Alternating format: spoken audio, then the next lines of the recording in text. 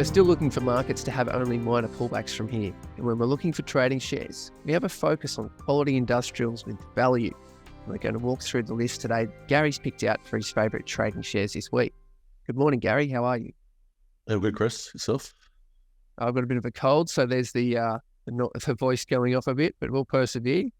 So when we're looking at the report this week, we're noticing that there's a bit of a slight change in the US markets. There's been, what you've said, the bearish engulfing, so some of these bigger black candles on the weekly. So how's that? How are you interpreting that, and does that change any of your outlook? Look, it makes me sort of tad cautious there. Just obviously seeing, golfing there. There was probably 2 or 3 distribution days as well there, Chris. So there was so we're sort of seeing some down days on some heavier volume. So that more so makes me cautious rather than the engulfing pattern there. So just seeing a little bit of it, but we're not seeing that much. So at this stage, it's sort of maybe some caution there. But look, our cycle suggests that we should, get some sort of little pullbacks there. They shouldn't exceed 5% there if we look at, the second half of this third year. And also these sort of, coming after the midterm, the pre-election years, there's normally a fairly robust period as well.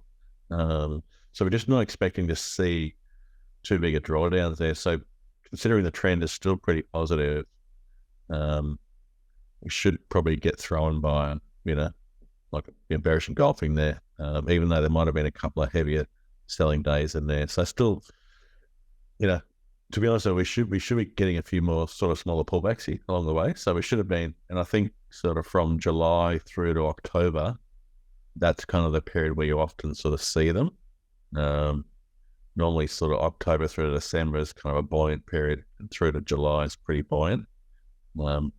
If there's, if we look back at all the pre-election years and all the third years, if they have these little pullbacks, they're normally in that sort of, July to October window. So sometimes they can run to an August pullback and then pull back a little bit.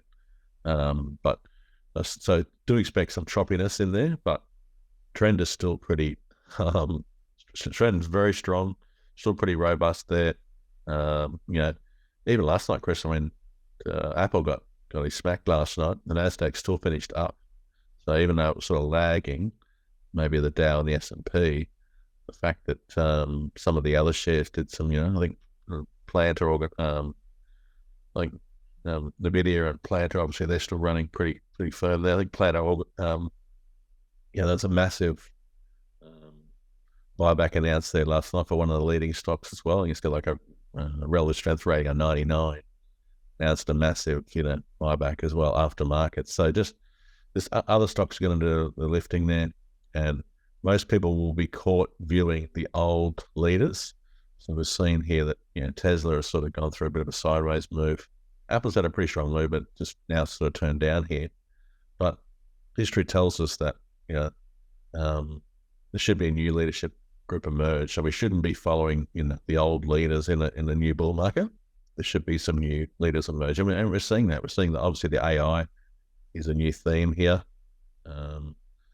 Things like there's a little bit happening. If anyone sort of follows the semiconductor space at the moment, there's talk of big change in there, unproven so far. But there's just a few interesting areas developing there, which could cause some new leadership there. And I also think biotech as well is sort of one of those things that's been left behind here with COVID's really constrained that sector there. So I think that there's some areas there that can where some new leaders can emerge. So I think we're already starting to see that in the markets as well. So overall, I think it looks pretty constructive.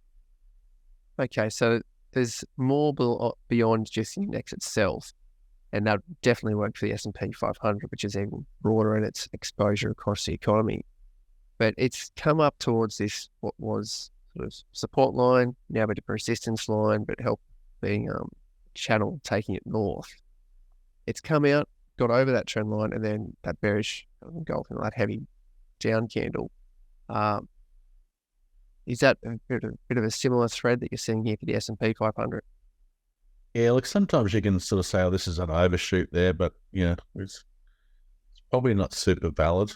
There's been a few touches along that line there, but been a few crosses as well above it, and below previously. So, yeah, I think more the range here is probably more interesting now. I think with sort of that October low that's been built there, we've sort of come out of that downtrend. That's most important as well, building a series of higher lows here. So that's definitely the more sort of more important there. But yeah, we should expect some choppiness there, sort of, historically. As I look through all my charts, I've got all the third years beside me here, and I've got all the pre-election years beside me as well. And I look through them all just visually. I can see that the most amount of choppiness is in that sort of July through to October period there. Sort of, some years it'll run aggressively into mid-August and then pull back a little bit. Sometimes it pull back into July and then run into August. So sometimes it might peak in September, pull back there. But that's the zone where you get a little bit of choppiness there. But I expect this to sort of just climb here, but still have a bit of a choppy manner here. So yeah, and I'm not worried about people tonight that something like Apple breaking down. Apple doesn't look very good at all. But I think you'll see other stocks are going to merge here, other leadership groups. So it's a good sign here that NASDAQ was still up while Apple was copying a bit of a beating. So that is a good sign. So it's good to see that disconnect between the old leader being so dominant with the direction of the daily direction of the NASDAQ. Yeah, and even like Tesla, which was the number one stock there, that's going okay there, but it's not shooting the lights out here as well. It's sort of largely gone sideways. You might sort of argue over the last sort of year or two. So it should be, new leaders should be emerging there, and that's exactly what's happening. So that's what normally happens each new bull market as well. So if you read all the textbooks, if you read all the trading books, what normally happens in the past is happening here right now. So yeah, so I think it's all very normal. Okay, well, if we take that perspective over to the Aussie market, obviously we're still following the US in a sense, but we don't have the same presidential cycle domestically impacting us here. We're sitting below this overhead resistance line that you've pointed out. We've had this 4 weeks up, 12 weeks down. What's the next aspect that you're looking at on the Aussie? Yes, I still view it's being sort of constructive there, Chris. But the last thing on the chart there obviously is a negative week. But we can see they're very, the volume's quite a bit lighter. So there's for our market there, that was, there was definitely no aggressive selling on that pullback. Quite the opposite there. There's, I think, some of the days that were late in the week there were down on pretty light volumes there. So nothing aggressive there. And I think, just coming out of these sort of long consolidations like that sort of 12-week consolidation there in the past there, you've seen fairly fast sort of fire bounces coming out of those. So I still view this as being sort of constructive there. Okay, and to round out the main indices, we've got the Dow Jones, which trades quite differently to the S&P500 and the NASDAQ. Yeah. Has been on the chart as well. Is there any different interpretation of what's happening here? No, the only thing on there is, you might label that an outside week there, but it's such a small range there, Chris. It's not really, that's, a bearish engulfing is normally sort of a wide, normally a wide range, sort of, even though it's, starts above and then finishes below the range there. It's, it's more synonymous with a wider range there. So I think a small sort of tight band like that, it's sort of, not that meaningful there. You probably find a couple of those on the way up here in most sort of bull phases as well. So still think that's still fairly robust here, really, the Dow Jones. Probably still looking one of the stronger ones to me. Just the fact that we congested under that high there and popped out of there. Still think this looks pretty positive there. Okay, well, that takes us over to the trading shares section of the report. And you did mention a few different sectors, like biotech and the like, that possibly hadn't recovered in the way that many had thought coming out of COVID and the cycles that we've had. You've got CUB, Clinuvel. How do you see that company and where it's sitting at the moment? Yeah, the company I sort of do like there. It is the biggest position in a lot of portfolio there. It hasn't performed so far. So I thought sort of when it popped out of the range there, it might get going here, but it's sort of come back. But all it's done there is just come back and retest the the wedge line, sort of the trend line twice here. So basically came back and the low VC here. So it's not uncommon to do this. Sometimes when they break through, they can get going. I think Flight Centre, when it did that massive descending wedge back, going back probably 3 or 4 years now, similar sort of size pattern there, quite a large one. I think it did make a breakout, came back maybe once for a retest and then went higher. So, not unusual to come back twice here, but yeah, prefer to see it motoring. But yeah, so far there's nothing uncommon here so far. They can come back there. It's seeing that you can see the volumes have definitely been elevated here the last 8 weeks. So that is a good sign. So you normally sort of see some accumulation occurring. So everything looks okay. Just need to sort of we just want to see it sort of get going here, get going out of this range here. Some nice impulsive moves there, like something like out of that December 2022 low, something, a couple of big wide range, strong volume there. That'll be definitely worth following if we see something like that. Okay, so I'll keep an eye out for that on Gleneagles. EVT is another one in this week's report. So the owners of Threadbow and a few other entertainment and, how we say, hotel investments. It seems to be, it went for that good, strong, at least looking at COVID lows, came back, rallied with the markets. And then it seems to, what's happening is this congestion really tightens up and it gets getting kind of tight in here. What's the reading here? That's a good observation there, Chris, because it really, that's had a pretty impulsive move off the lows. That's kind of rallied for 2 years, gone from low fives up to, $16, $17 there. So, it's basically rallied $12 there in 2 years. And 2 years down the track here, we've only pulled back probably half of the range, probably even less than that. And that's a big sideways overlapping, pattern as well. So, all those highs and lows of overlapping. So it's not sort of, that not sort of sitting on top or, sitting below. It's overlapping there. So it's, kind of like a corrective decline there. So just leaves the sort of trend pretty well based there. So, if this was a shorter trend, I mean, if we run up, say, 5 weeks and pull back 5 weeks, we don't contract, and then we're leaves up position to go sort of forward here. So I like that larger, bigger picture there. Second thing, love seeing him come back and retest the old lows there. So that retested that previous 2022 low, just sort of cut it marginally. That's a big sort of false break there on that level as well, and see plenty of touches there as well. Historically, so it's a big level for the stock, just above $11 there, and we're starting to see some volume there. So got a couple of tests, starting to bounce from there. So I like this one. I think we might have got stopped out originally in the first parcel there, but I think getting a weakness there, I'd be definitely looking at this one here. I think it looks quite good. Very nice. Staying in sort of consumer discretionary in a sense, we've got Jumbo Interactive, so online gambling. The business has done very well over the last couple of years. Take the lens out, it shows a phenomenal track over the last 5-6 years. But when we're looking at highs here, 27, 28 at the top, falling down at 7 or 8, so losing $20 odd, and quite quickly coming into COVID lows.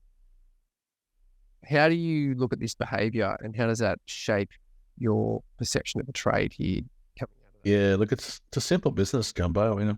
Literally selling online. A lot of tickets there, which, if anything, if the cost of living is going up here, and recessionary times sort of, or elements of that, it's normally quite good. People probably aren't going to, get rid of a lot of tickets. If anything, they might buy an extra one if it's a little tougher.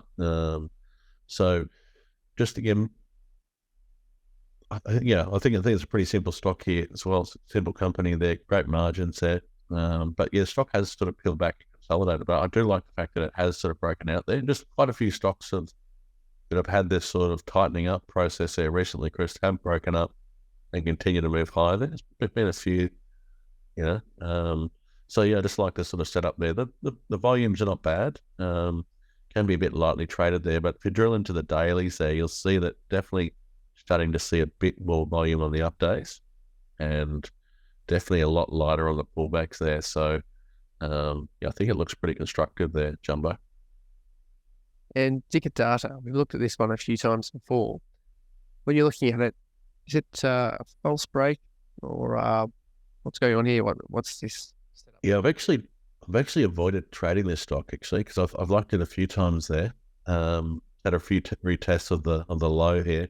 It's been a laggard, Chris. So it's been while the rest of the sector's been sort of running high. This is this stock, this goes to the very point what we're talking about earlier is that this was in a previous bull market, like one of the leaders. It's what was one of the strongest stocks, Dicker Data. So it was you would definitely describe it as a leader here, but it's hasn't got involved at all in this last the most recent bull market. It's actually been going the other way. It's actually been struggling. So sometimes say new leaders emerge, and then some old ones can lag here. So this has been the case here. Just the thing that I do like here is that it's had a few goes of this low here, just under $8. And I just noticed a couple of days ago or maybe a few days ago that I was looking at a bit of timing there, and that sort of big washout there, the most recent washout there on the date there was a bit more volume than we've seen previously. And when I look at my timing as well, I think it was exactly 180 days from that sort of swing high there earlier in the year.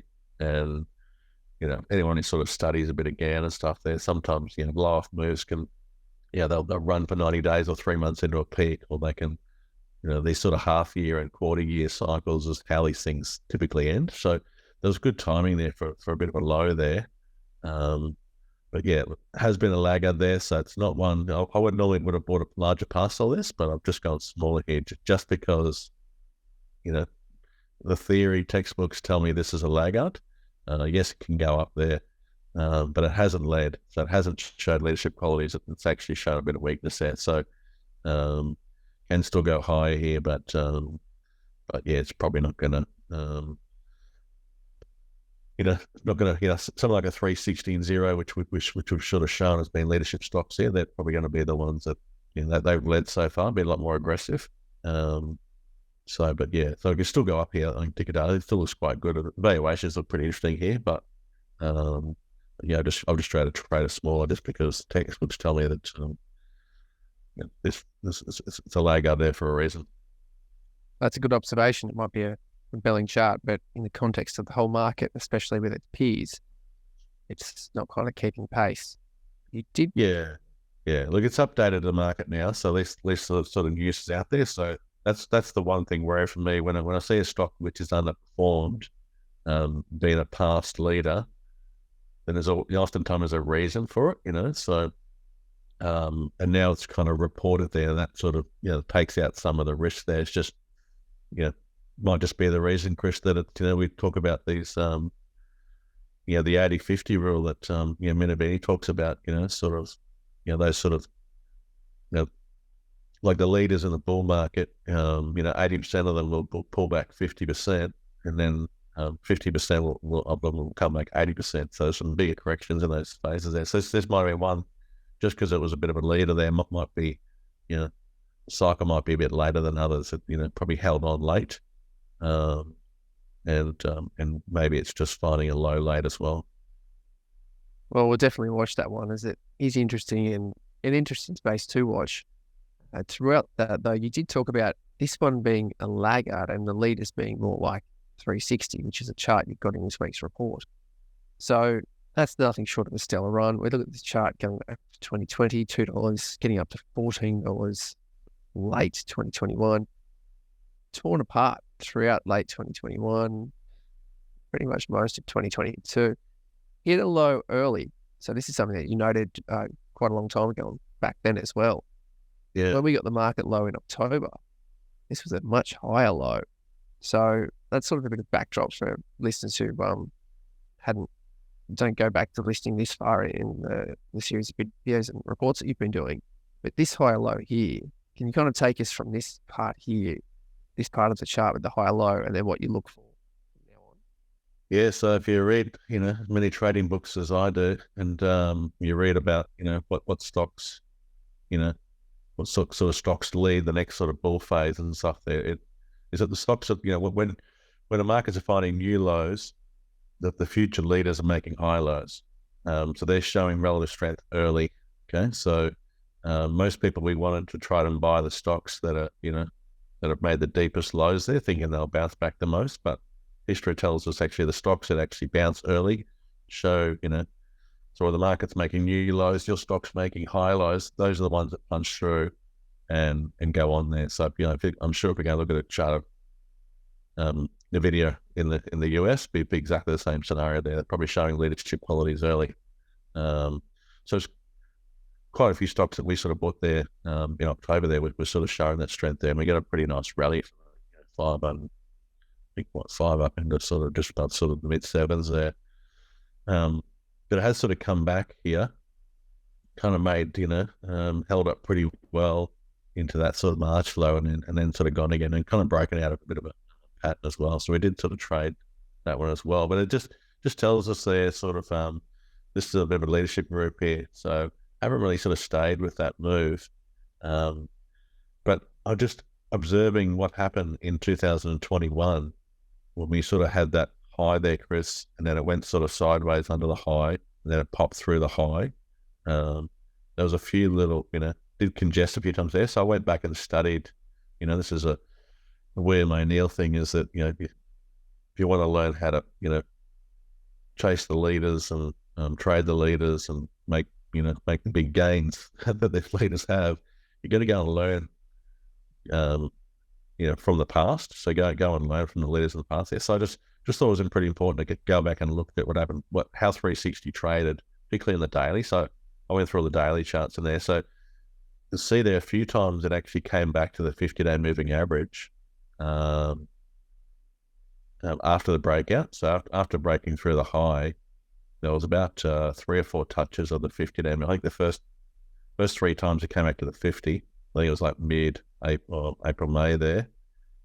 So the blue line there is sort of, even though that is the 10-week, that's the 50-day sort of on the daily chart.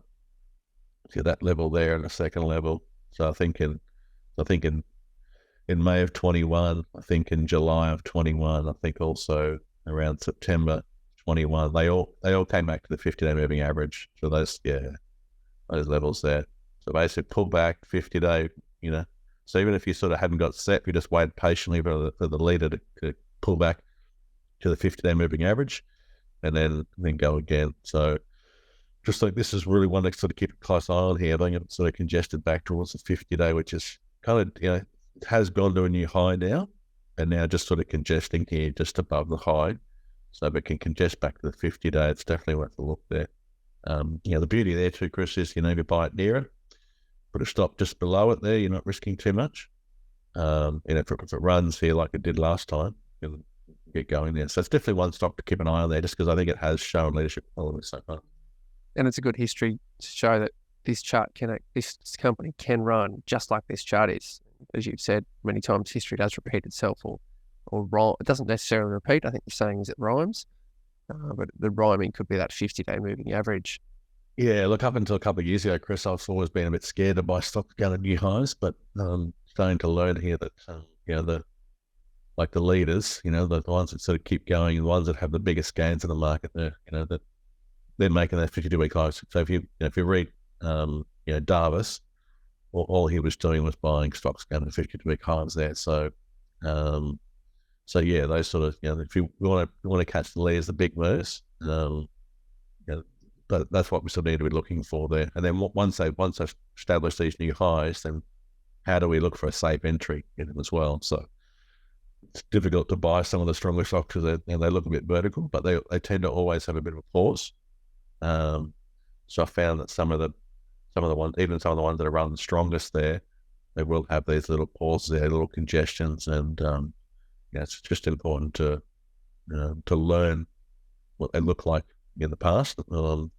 Even go through look at other leadership stocks as well. So go and look at the afterpays from 10 years ago, and look at other leading sort of stocks there, just see what they did just those are sort of patterns that just kept replicating. So you want to learn from that.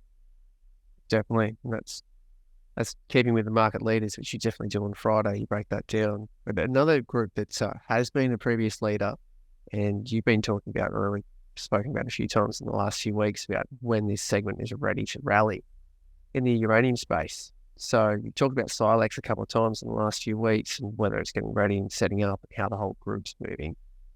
DPLO's in this week's report. So why DPLO, and what's it doing to catch your eye?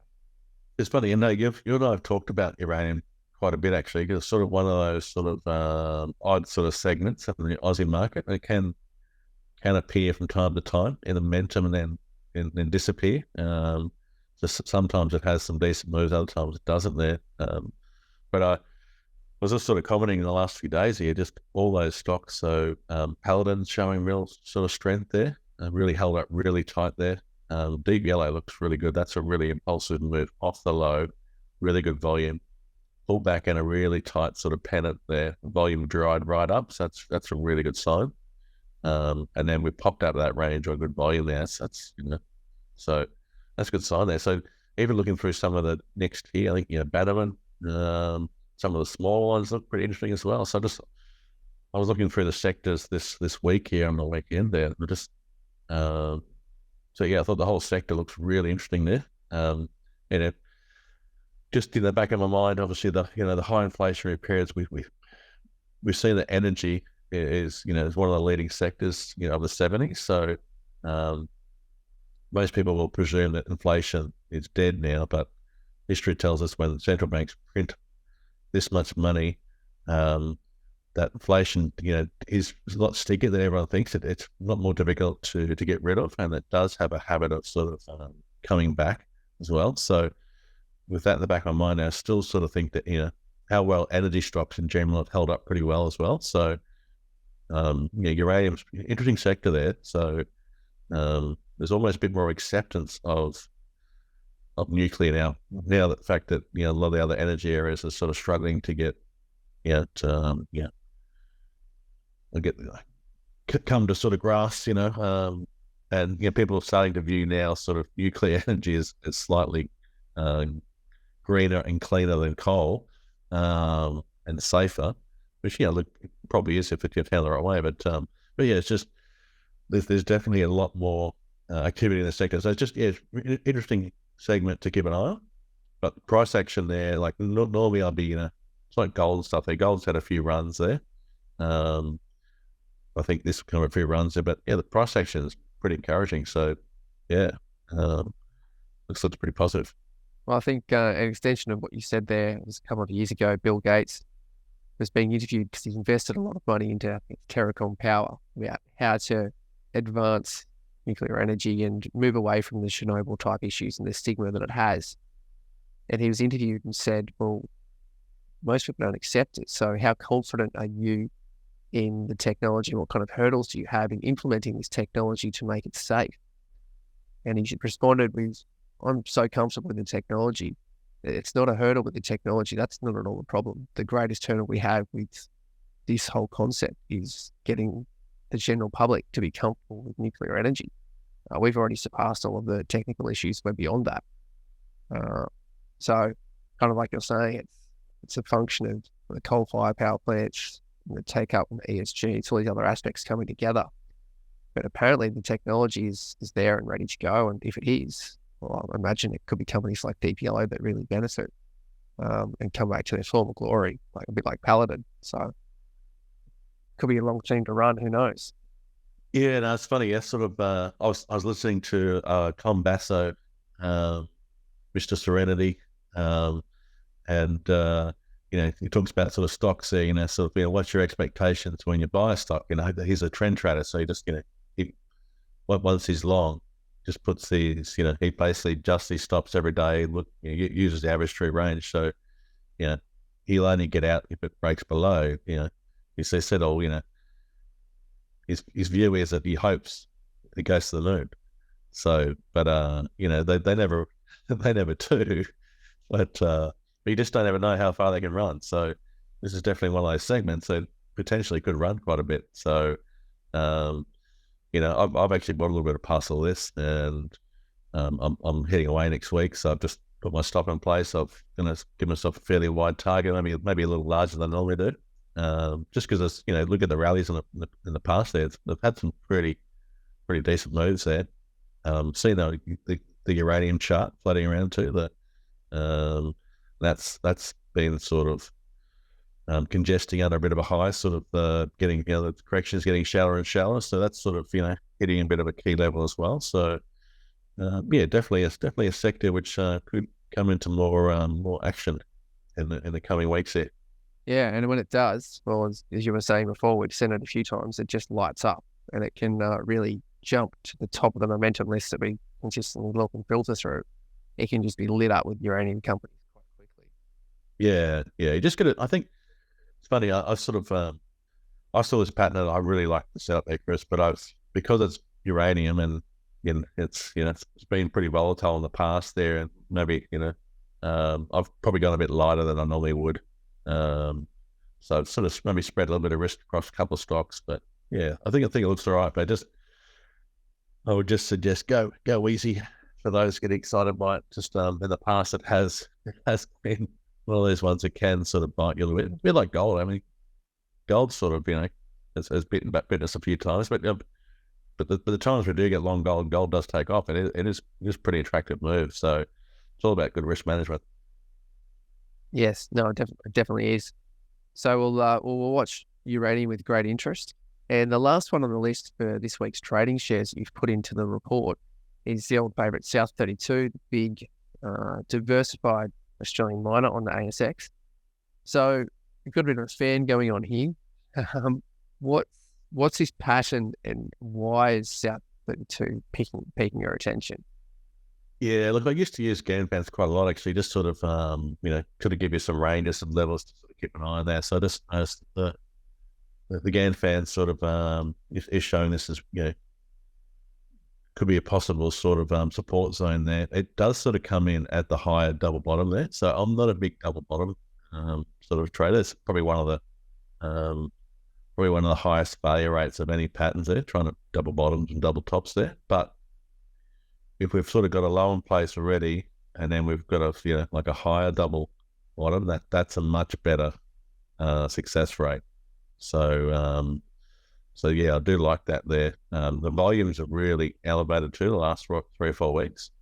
And if we drill into our daily chart, Chris, we can see a really, really nice VCP in that little setup as well. So it looks pretty interesting, nice tightening up here. So if it does sort of crack through, I think if it moves through the current high there, that'll be a good sign there. So that does look pretty good.